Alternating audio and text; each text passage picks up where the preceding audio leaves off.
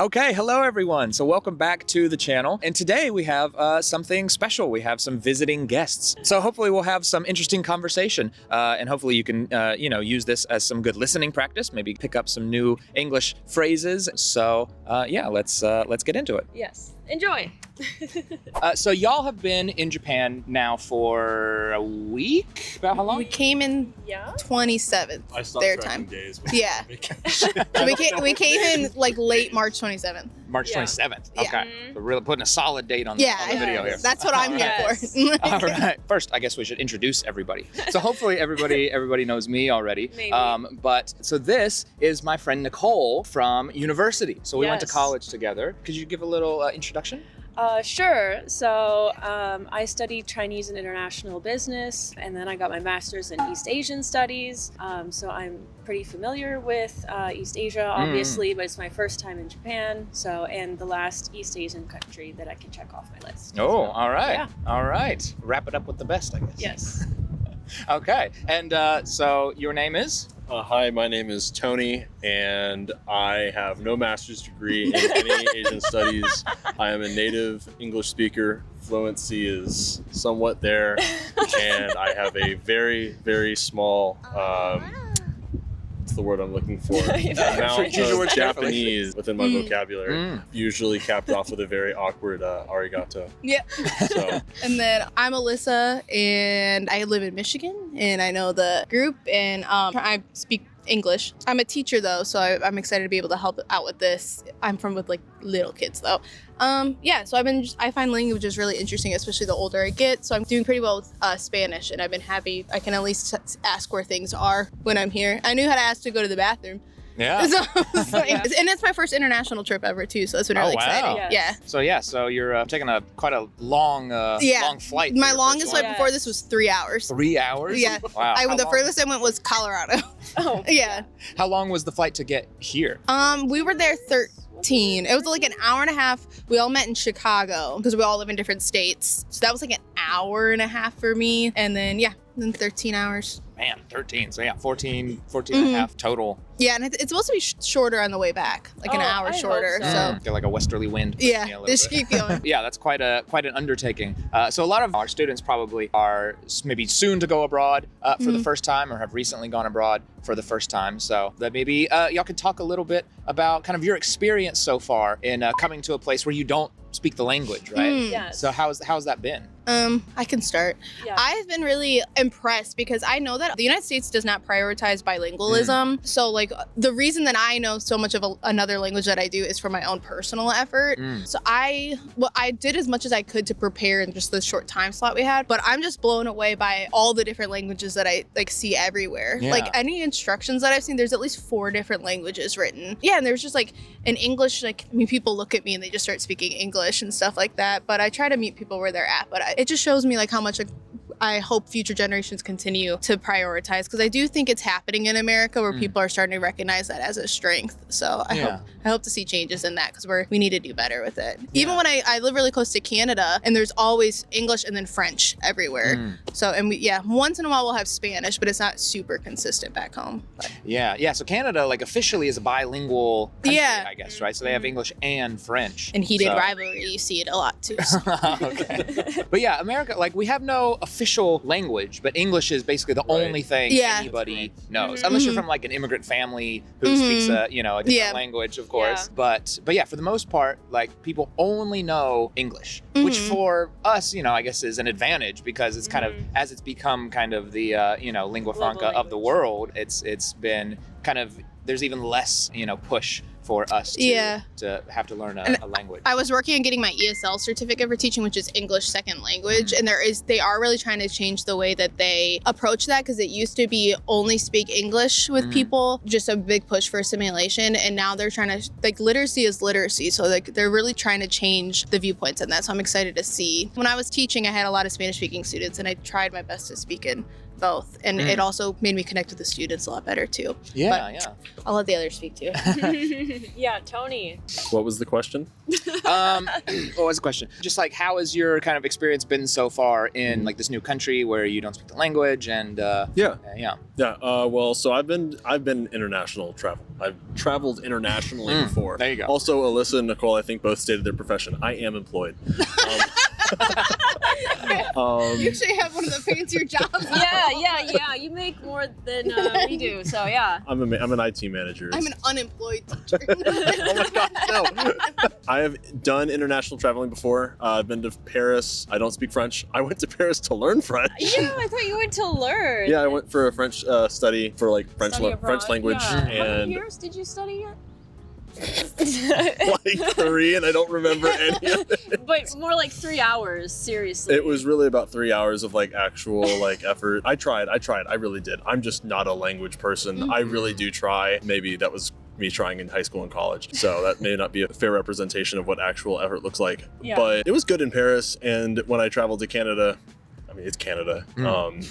Very easy. Loved it there. And here, I will say, I was warned by people about, and this is no disrespect, that there would be a fair amount of like xenophobia since I'm going to be a tourist. I'm American. Hey, make sure you wear a Canadian flag on your stuff so that way people are nicer to you. And I've had nothing but respect from people here. Like I didn't deal with any issues, any concerns of like, oh gosh, am I acting like a tourist? Because I mean, maybe that's because I'm doing a somewhat decent job at being kind and courteous, but everyone's been super polite, super understanding. As Very Alyssa, patient. very Like patient. when we can't figure something out, everybody's been like, jumping up and helping us. Yeah. I haven't gotten any mean looks, nothing. Like it's just, I feel like I am welcome here, and that's something that I really appreciate. It seems like they're very willing to share their culture with us. Yeah. I'm happy to spend my money here and get to see the local area. Yeah, that's awesome. Yeah, have y'all had anybody kind of have been able to use English to help you out as you've been here? Any Japanese? Our taxi driver in Kyoto, he knew enough English to kind of tell us a little bit about the local shrines. Growing up there, he said he lived there for like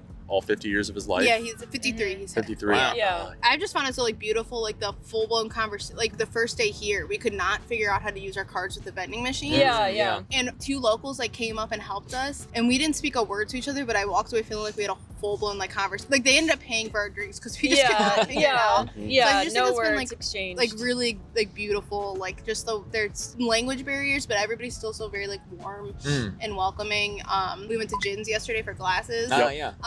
And there was like people there that like fully spoke English and they helped with us, and they're very amused when I do make my effort for doing like I got a drink yesterday. Every time I've spoken some Japanese, you could tell they're like pleasantly surprised. Like I got a cool drink yesterday at the Harry Potter cafe, and I was just like kakoi desu, and you could tell they're like, oh, just like I don't know more than that, but it's been cool. I'm glad I made that effort where I could. Yeah, Japanese people love when like tourists try to use Japanese. You know, from everything I've seen. Yeah, like when I got my glasses, he's like, "Where are you from?" I'm like, "The United States." I was like, "America, Jin," and he's like, "Ah, Nihon Jin." Like, it's been really nice. Yeah, that's kind of one of those things where like I feel like in America or in other English-speaking countries, like because we kind of expect everyone to already be good at English, like we don't really have that like reaction to people trying to use English. So I feel like it's harder for maybe people that go abroad, you know, to feel like they're doing a good job or something like that because they don't That's get this true. kind of feedback. Yeah, we almost expect it. We're like, oh, they came here, they should know, which is not the right way to think of it. Yeah. But No, that's so true though. yeah. One trap I found myself in a few times, and you all saw this in the taxi in Kyoto. He responded back in English, obviously, as I mentioned, and I was like, "Okay, cool, let's do this." And I just, I kind of just word vomited at him, and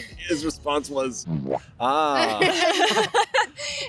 English is not very good," and I was like, "Oh," I just kind of like paragraphed at you. No, because you use some higher level words. I'm like, I don't think he's understanding Tier 3 Tony at words. all. Let it be known that I can use higher level English. Yes. Yeah, because it's the same thing I was saying with like Spanish. Like I'm pretty comfortable with me speaking it, but then the minute someone responds in Spanish, I'm like, oh no, and I think that's what happened. And he could speak very clearly to us, but yeah, there's something in the brain that it doesn't connect sometimes with listening. Yeah, a lot of times the output is okay, but that input, especially at native speaker speeds, right? And you know, there are aspects of language like we talk about in our lessons on you know, our community site, and I'd give like pronunciation feedback basically, and there's parts of English like linking the letters together that maybe like Japanese people is not really much of a concept, or at least not something they think about in Japanese. So when they hear native speakers and it sounds all connected and all so fast, it's because of these little things that we just maybe don't have this knowledge of. Yeah. So yeah, when you start getting, you know, blasted by native speed language. It's like when your teacher is, when a language teacher is like, okay, they say the whole sentence, and you're like, okay, cool. And then they pull up a YouTube clip or something, and they play it in that language, and you're like, huh? Yeah.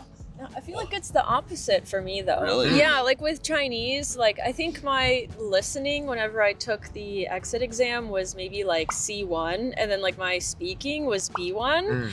Interesting. Yeah. So often I would understand what they were telling me, and then whenever I'd try and answer, it'd be like very elementary compared to what they told me. I don't know. You grew up in a bilingual household, like maybe you're used to hearing so many languages. I don't know, or maybe I'm just more of a listener, but I always did really well with listening, but then with speaking, that was probably the hardest part. Yeah. I'm so opposite with Yeah. I just Now, I like wonder, talking. it could also be maybe like language dependent, because I feel like most of my Japanese students have been more similar to that, where they can understand at least a bit, enough to get the idea. Yeah. But then it's the recreation, you know, especially because pronunciation in Japanese is so completely different to English. English has so many more sounds. There are different like mouth shapes that they just don't have to make in Japanese. So the reproduction of the sound alone is very difficult, and so they maybe don't do it as much. And in schools, right, in Japanese education system,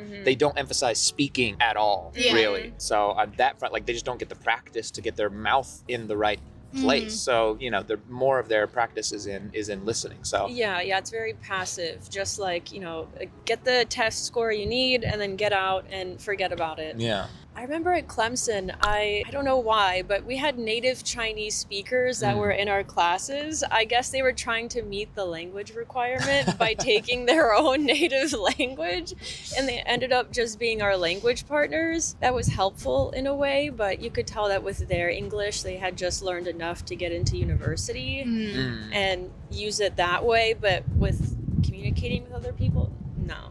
So you found they weren't using English even though they were studying at an American university. Yeah. I had one girl, I think she asked for my help with teaching her English, but she was a student at Clemson, and she just wanted English lessons because she really she knew enough just to get in, but when it came to speaking, almost nothing. That is interesting, because it seems like, at least, you know, from my experience with all the Japanese students and everything that came to Clemson, like everyone was so focused on learning English and, you know, using the English. And like so many Japanese people, at least the ones that I've worked with in our classes and at university, are really, really trying. They don't have a lot of opportunity here in Japan, because, I mean, realistically, in Japan alone, like there is no reason ever to learn English, to use English. Like you're never going to be able to use it, you know? And so like a lot of people here end up trying so hard to learn English and still not being able to make that progress, you know?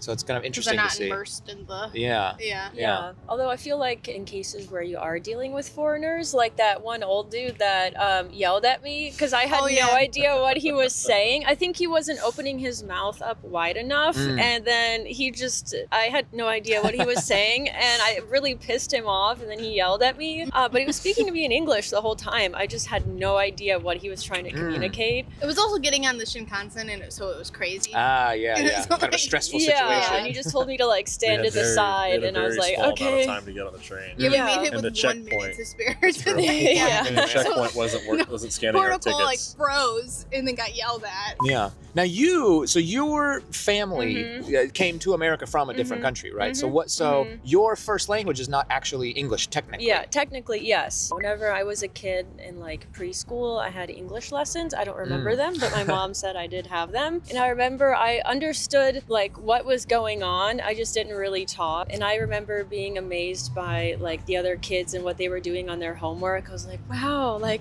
I could not do that. You know, it was something with like vocab or I forget exactly what it was. I just remember seeing it being like, oh, she's so smart. But then I ended up being very good at spelling. So I guess because I had to put in that extra effort to learn it, because with my parents, I didn't speak English with them until they learned English. Then I talked to them in English. I was going to ask that, like, what do you primarily speak to your parents?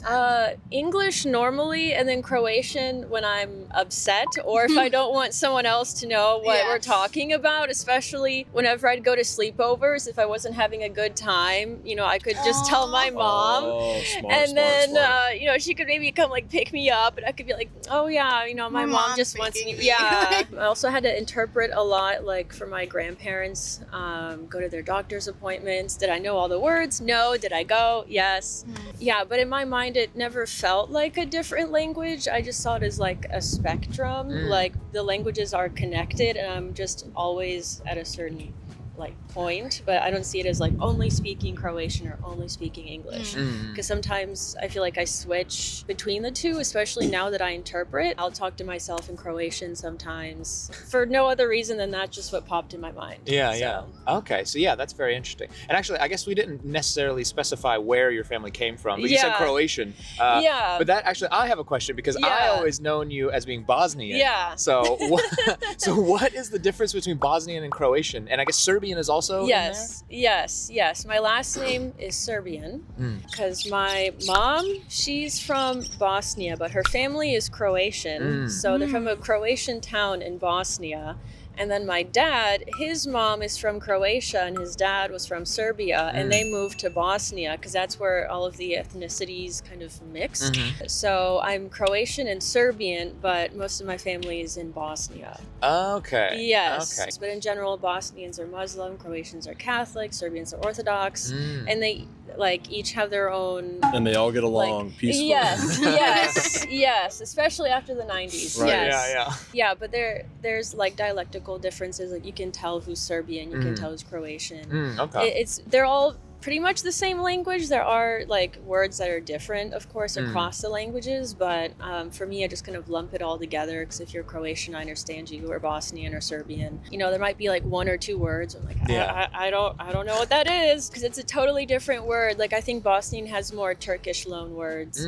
Interesting. Yeah. I guess it's like in Japan, you know, they have a lot of different dialects. So Tokyo actually has kind of the standard dialect, they call it. But then if you go to Osaka, they speak what's called Kansai dialect. Kansai is kind of the area that Osaka is in. And so, yeah, it's kind of like that. It's like, it's still the same. We have regional accents. Yeah, regional accents and things. It's still the same language, but the words they use are a little bit different. It can be hard to kind of pick up sometimes if you're not fully familiar with it. So with like modern technology, TikTok, internet, YouTube, social media, I feel like in America, the English language has kind of lost a lot of regional dialects. And everybody is kind of, I mean, you don't hear that many country people down in Tennessee, or that was a terrible country. Nobody talks like that. Well, I'm born and raised in Tennessee, and I don't have a country accent, but I think I do. I don't think I do. And I was shocked when I found out you lived there your whole life. Yeah. And there's a lot of people like that. Because my friend Nick's lived there his whole life too, and he sounds. Oh, he does? Okay, well, I mean, there are people with accents, but like, it's not as like often like common as you think it would be, I think, in America. I feel like everybody kind of sounds like me. And I'm wondering if I feel like that's personally because of like, everybody now hears and is exposed to the same, like different regional dialects, and it kind of blends in America into this default voice. Yeah. Do you think that's something that's happening in Japan? I've heard other like Japanese friends talk about, you know, some of the smaller kind of regional dialects are disappearing a little bit. So I used to live in Hokkaido, right? So the kind of the northernmost island, and there is a like Hokkaido dialect, But I only ever encountered maybe 3 people that actually spoke it, and they were all older people, like my friends' parents. And then like if you talk to some like, you know, old people at a festival or something, like they would probably speak in Hokkaido dialect. But yeah, no, exactly the same way, like because of the internet and because of, you know, everyone being exposed to this wider culture, a lot of the small details are kind of blending together a little bit. So yeah, it is very similar. I want to get to my museum. Okay. But I don't want you guys to feel That's rushed. okay. We can slowly wrap up. Just I make guess. a little thing. Yeah. She ditched. I have a question. I know in like Spain, there's like a regional dialect that I think is like specifically to its, like not even a dialect. I think it's its own language group, and it didn't form from Latin or anything. Like I think it's Basque. Yeah. Is there anything like that in Japan where it's like, oh, this isn't connected to Japanese in any way? So there are kind of, well, one for sure still somewhat exists. So in Hokkaido, actually, there is a native population called the Ainu people. Okay. And they do have their own language, but it is almost extinct. There are very, very few like native Ainu speakers. There might not be any native speakers anymore, honestly. And there are only very small, like under 100 people, I think maybe, that actually speak the language. And it's completely separate from Japanese, like it shares no common root. And then in Okinawa, there's also, so Okinawa before it was part of Japan was part of the Ryukyu kingdom. Well, it was its own kingdom. So they had their own language and everything. But I don't think there's any Ryukyu language that's still around, at least in my knowledge. I don't know. Let us know, you know, in the comments if you know something more about Like and subscribe. You know. Yeah, exactly. But yeah, if you know anything more about Ryukyu language or the Ainu language, you know, let us know. We would love to hear from you. If I was testing you, I would have said, I knew that. Oh, brother, this guy stinks! You can tell your students is that a pun? No. Yeah. Yes, They call that a pun. That's a Yeah, pun. so this is an example of an English joke. Usually they're funny, but actually it's funny because in Japanese, like a lot of the comedy is very similar. Like it's based on wordplay because in Japanese, like we have so many homophones, right? That there are just so many ways to interpret sentences and things like that. So a lot of comedy comes with like wordplay, just like puns, which is There's this like comedy thing that one of my coworkers, he loves coming to Japan, and he was telling me to come see it. Gosh, what was it? It's like a genre of comedy. Like manzai probably. Oh, that sounds familiar, but it's like stage comedy. He does like they just tell jokes. Maybe it's called raku. Yes, that's it. Rakugo? Yes, Yeah, it's called rakugo. That's it. Yeah. Thank you. Okay. I was saying something. Kumbawa. Yeah, I thought you were trying to say kombucha. Language, yes. I have a question about language. Yeah, Do go ahead. Japanese people learn British English or American English? So I think in the Japanese like education system, I believe the standard is to learn American English, which is good for me because I teach American English. Yeah, you're American. But honestly, I think for Japanese people, it might be better to learn British English, if only because the pronunciation is so much closer to Japanese, at least in like the standard like UK accent, right? Because American English is a rhotic dialect, so that means our R sounds sound like that, right? Whereas in most of the UK, there are, you know, of course, 1,000 accents in the UK, but kind of the standard that you think about are the non-rhotic accents. So their R sound like ah, right? Which for the Japanese speakers, like they have the ah sound, but they don't have the R sound. So honestly, if I was to be super honest, I think maybe Japanese people might be better off practicing British English to a certain extent, but my job hinges on people learning American English, so please learn stick American with English. him. Yes. So I have another question, I guess, for you, and maybe then you as well. I'm taking over. Yeah, go ahead. So- Welcome back to Nicole's channel. Yeah, thank you. Like and subscribe. So how is Japan the same or different than what you had in mind before you arrived? Oh, okay. This is something I meant to ask. Thank you. Oh, you're welcome. So I think we all had the same experience about Kyoto. Kyoto is exactly what I expected Yes. Japan to be like. And maybe like a traditional, or I guess maybe stereotypical viewpoint of what like Asia would be like. Just market stalls everywhere. Maybe not everywhere, but like much smaller scale. Even still, then Kyoto is huge. I don't know how to describe that. Tokyo feels like I'm in cyberpunk. Like night city. Yeah, I'm in the future. I love it and I also hate it. Yeah. Yeah. Do you want to talk about your midnight escapades? Going through Shinjuku red light district alone at like 3 a.m. because my buddies were like, "Oh, dude," because I'm FaceTiming them walking through the city. If that's disrespectful, I'm sorry. They're like, "You should go to Shinjuku at night. It's awesome." So I go through and they're all watching me. They're like, "Go to Don Quixote." I go to Don Quixote. I hate Don Quixote. Oh my God. I go to a karaoke bar thinking it was like a manga place. I was like, do I have to pay to go in? Because I thought they had manga upstairs or something. And there was like, no, you have to pay. And I ended up paying for a karaoke room. So I went and sang karaoke for my friends on FaceTime.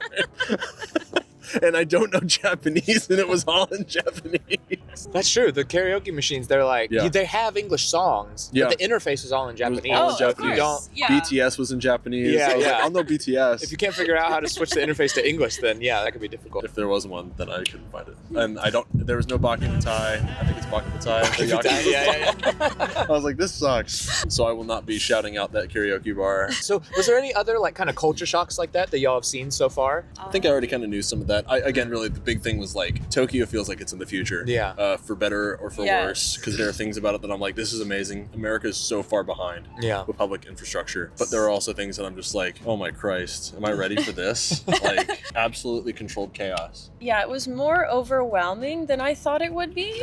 I don't know, China didn't feel as overwhelming. I don't know why. But here it's very overwhelming. Because you speak Chinese. Well, yeah, that probably helps a little bit. Yes, but I mean, like with all the people around, I'm just like, oh, I need to get out of here. I can't do it. No, I just need to go and like be alone somewhere. So that kind of caught me off guard. And then I guess comparing to China, here they're just like, oh yeah, foreigner, whatever. But in China, they're like, yeah. So I guess it's just because Japan has become extremely popular, probably more than China. So they're just used to seeing all the foreigners. But in China, everywhere I went, they'd like take photos of me or like say something, and like, oh, I'm kind of a celebrity. And whenever I came back to Clemson, one of my professors said that she heard I was on the radio, and I was like, I wasn't on the radio. How did you? I don't know where that came from, but someone said I was on the radio in China. I'm like, no, I wasn't. Unless they were talking about me. But there was a live streamer that did talk to me while I was eating dinner on campus, and that was interesting. That's huge in China, right? Like everyone's like live streaming everything. Yeah, I think there were like 60K viewers on this. Yeah. And I was just trying to eat, and they wanted to watch me eat with chopsticks. I was like, no. Yeah, that's a little strange. And he asked me if I wanted to be friends. I was like, no. I hate live streamers, man. Yeah, and he was like, well, how do you make friends? I was like, I don't know. If you ignore a live streamer, it will go away.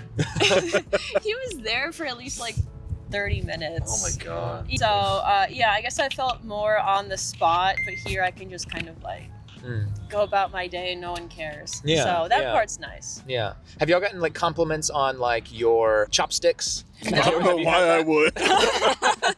No, I haven't.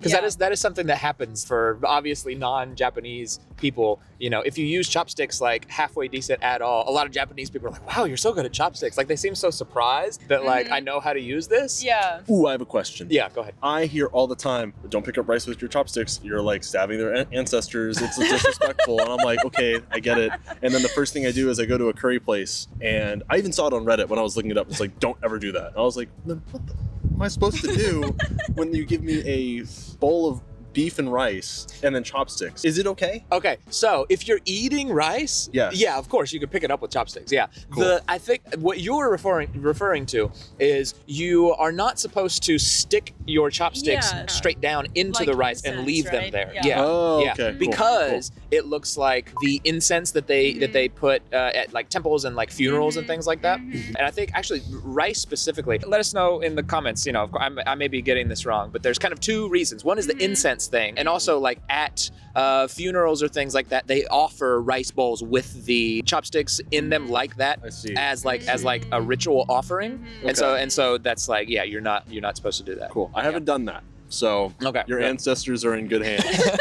Now, my other question is, should I face my chopsticks to the left, right, or forward when I'm done eating?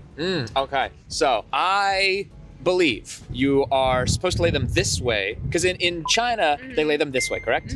Here, they lay them this way. Whenever you get, if you're at like a ryokan, like a traditional inn or something, and you get like a fancy meal, and the chopsticks are set out for you, they will be laying this way, I believe. But can you lay them to the right? Let us know about that as well. Can you lay them this way, or is it only left horizontal? Like and subscribe. Like and subscribe. Thankfully, you haven't made any cultural faux pas that you know of so Yeah, far. I was told you're going to, and that's okay.